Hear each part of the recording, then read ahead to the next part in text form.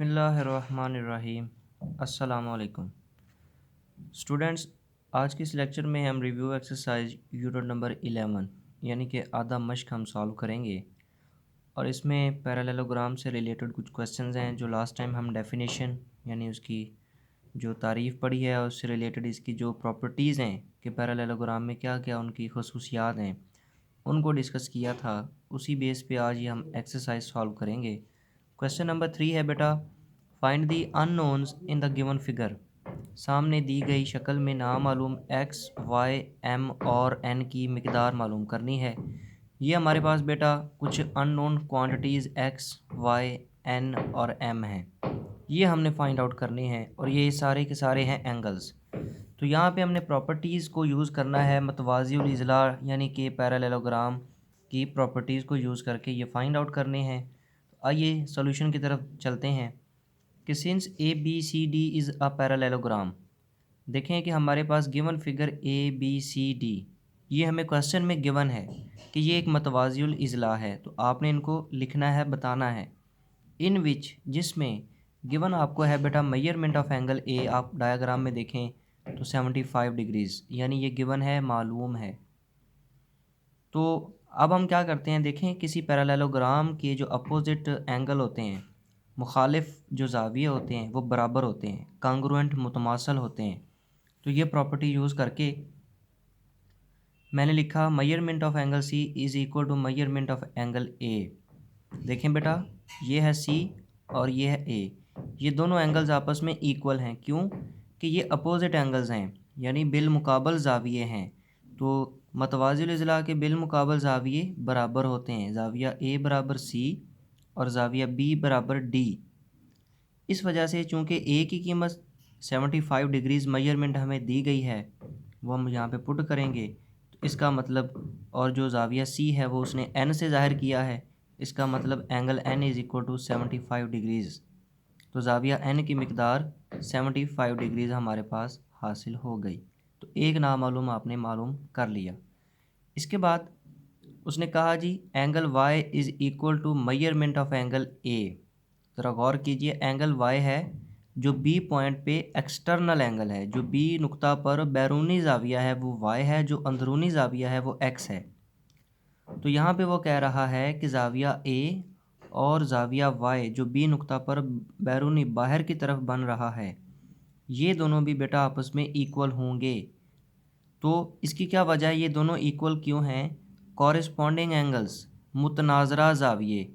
देखें ये ऐसे दो ज़ाविये हैं बेटा जो एक ही साइड पर बन रहे हैं, ज़ाविया 75 ए और ये जो ज़ाविया वाई है बाहर वाला, ये मुतनाज़रा ज़ाविये हैं यानी कॉरेस्पॉन्डिंग एंगल्स हैं। इस वजह से ये दोनों आपस में ज़ाविया ए और वाई बराबर हैं। तो क्योंकि ज़ाविया ए हमें दिया हुआ है 75, लिहाजा वाई की वैल्यू भी 75 होगी। इसके बाद बेटा अब आप ज़रा गौर कीजिए कि अगर हम ये जो लाइन बी सी है इसको एक वक्त के लिए रिमूव कर दें, समझें कि ये है ही नहीं, तो ये जो A B side straight line है आपको ये नज़र आ रही है। तो बेटा एक स्ट्रेट लाइन का जो ज़ाविया होता है ना वो हमेशा 180 डिग्रीज़ होता है। तो क्योंकि अब ये जो बी सी है उसकी वजह से ये दो हिस्सों में 180 का एंगल डिवाइड हो गया। इस वजह से फिर ज़ाविया एक्स और वाई का मजमुआ ये 180 लिखा हुआ है। तो ज़ाविया एक्स जमा ज़ाविया वाई इज़ इक्वल टू 180। ये क्यों है? एडजेसेंट सप्लीमेंट्री एंगल्स यानी मुत्तसिला सप्लीमेंट्री ज़ाविये। मुत्तसिला इसलिए हैं कि ये एक दूसरे के साथ हैं, यानी कि ज़ाविया एक्स और ज़ाविया वाई का ये जो एक बाजू बी सी है ये साइड मुश्तरक है दोनों में, और सप्लीमेंट्री इसलिए हैं कि ये दोनों का मजमुआ 180 है। तो अब आप ऊपर ज़ाविया वाई मालूम कर चुके हैं 75, उसकी वैल्यू पुट करें तो x हमने मालूम करना है। 75 को राइट हैंड साइड में ले जाएं तो उधर जाके ये माइनस होगा 180 में से। तो 180 में से 75 माइनस करें तो बेटा आंसर मिलेगा 105 डिग्रीज़। इस तरह जो ज़ाविया x अंदरूना ज़ाविया है बी नुक्ता पे वो कितना मेजरमेंट उसकी आई 105 डिग्रीज़। इसके बाद ज़ाविया x इज़ इक्वल टू ज़ाविया m। देखिए ज़रा गौर से फिगर से कि एंगल b और एंगल d, क्योंकि ये दोनों बेटा मतवाज़िउल इज़ला के बिलमुकाबल ज़ाविये हैं, मुखालिफ ज़ाविये हैं, अपोजिट एंगल हैं। तो ज़ाविया बी और डी आपस में इक्वल होंगे। तो ज़ाविया बी अंदरूना जो है वो x डिग्रीज़ है और डी m है, इसलिए मैंने लिखा m is equal to x। क्यों कि ये अपोजिट एंगल्स हैं, यानी बिलमुकाबल ज़ाविये हैं किसके, पैरेललोग्राम के।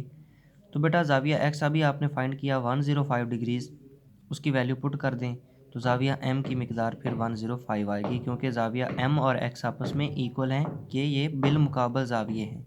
नहीं बेटा, ये आपने जो 4 unknown quantities x, y, m और n थे, इनको फाइंड आउट कर लिया है।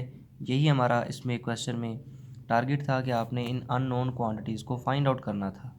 देखें यहाँ पे मैंने आपको कल लास्ट टाइम प्रीवियस लेक्चर में इसी बात पे ज़ोर दिया था कि आपने पैरेललोग्राम जो मतवाज़िउल इज़्ला की डेफिनेशन है, और उसमें मैंने 1 बाय 1 उसके 6 पॉइंट्स जो लिखे हैं, मेंशन किए हैं, एक्सप्लेन किया था, आपने उनको अंडरस्टैंड करना है, देन उनको जहन में भी रखना है, क्योंकि आपने इनको क्वेश्चन सॉल्व करने में यूज़ करना है।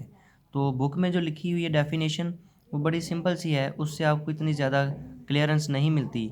सो दैट लेक्चर में जो करवाई गई डेफिनेशन है बेटा, आप उसको दोबारा, उस लेक्चर को दोबारा देखें, वीडियो को गौर से उसको समझने की कोशिश करें और उन पॉइंट्स को याद करने की कोशिश करें। इसके बाद नेक्स्ट है जी question number 4। If the given figure ABCD is a parallelogram then find XM।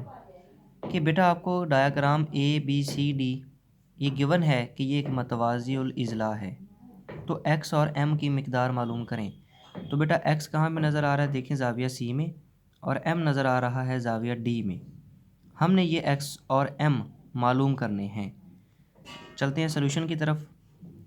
Since ABCD is parallelogram के ABCD एक मतवाज़िउल इज़्ला है जिसमें इन विच, अब हमें गिवन है कि measurement of angle A is equal to 55 degrees, ये हमें गिवन है।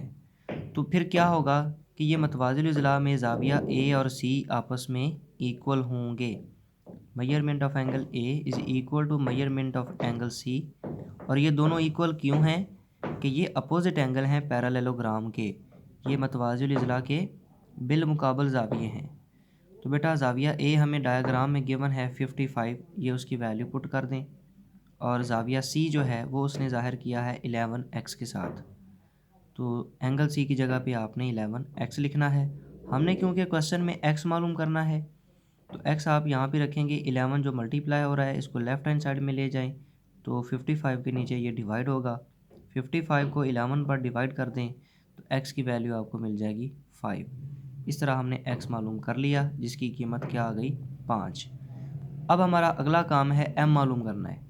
तो देखें बेटा m भी एक ज़ाविया में ही अननोन क्वांटिटी है, तो ज़ाविया D में ये आ रहा है, तो ज़ाविया D किसके बराबर होगा बेटा, ज़ाविया B के, यानी कि ज़ाविया D और B आपस में बराबर हैं। तो इसके बाद नेक्स्ट हमने m मालूम करने के लिए देखें, मैं यहाँ पर एक और टेक्निक यूज़ करता हूँ कि angle A plus angle D is equal to 180। ज़ाविया A और ज़ाविया D का मजमुआ मैंने कहा 180 है। क्यों कि sum of angles on the same side of parallelogram, कि ये पैरेललोग्राम के मतवाज़िल इज़्ला के एक ही ज़िला पर बनने वाले दोनों ज़ावियों का मजमुआ बेटा हमेशा 180 होता है। ये लास्ट टाइम आपको ये डेफिनेशन में ये एक पॉइंट बताया था, कि ज़रा मैं रिपीट करता हूँ। चलें इसी फिगर को देख लें।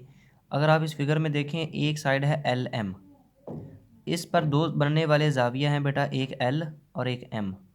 तो बेटा इन दोनों ज़ावियों का मजमुआ 180 होगा। इसी तरह ज़ाविया L और P, ये भी एक ही साइड पर बनने वाले दो ज़ाविये हैं, तो इनका मजमुआ सम भी 180 180 होगा। आइए अब हम इसको सॉल्व करते हैं। तो एंगल A हमें डायग्राम में गिवन है 55, उसकी वैल्यू पुट कर दें। एंगल D हमें गिवन है 5m + 10, ये उसकी वैल्यू। राइट हैंड साइड में 180, हमने m मालूम करना है। 5m एक ही टर्म है, इसको साइड पे कर दें। 55 + 10 65, तो 65 को मैं अगले स्टेप में राइट हैंड साइड में ले जाऊंगा, तो 180 में से ये माइनस होगा, क्योंकि इधर प्लस है तो इधर आके माइनस, इधर आ जाएगा 5m। तो 180 - 65 115 आपको आंसर मिलेगा। m फाइंड करना है, 5 मल्टीप्लाई हो रहा है इसके साथ, तो राइट हैंड साइड में ये डिवाइड होगा। 115 को 5 से डिवाइड कर दें, आंसर आपको मिलेगा 23। सो m की वैल्यू आ गई 23। तो लिहाजा एट दी एंड आपने दोनों अननोन वैल्यूज़ लिखनी है, x की वैल्यू 5, m की वैल्यू 23। इस तरह आपने ये दोनों अननोन्स फाइंड आउट कर लिए। इसके बाद हमारा है लास्ट क्वेश्चन नंबर 5 आज के इस लेक्चर का। The given figure LMNP is a parallelogram. तो डायग्राम देखें ज़रा, LMNP ये आपको क्वेश्चन में गिवन है कि ये फिगर एक पैरेललोग्राम है यानी मतवाज़िउल इज़्ला है। Find the value of MN। तो इसमें नामालूम M और N ये हमने फाइंड आउट करने हैं। तो आइए इसको सॉल्व करते हैं।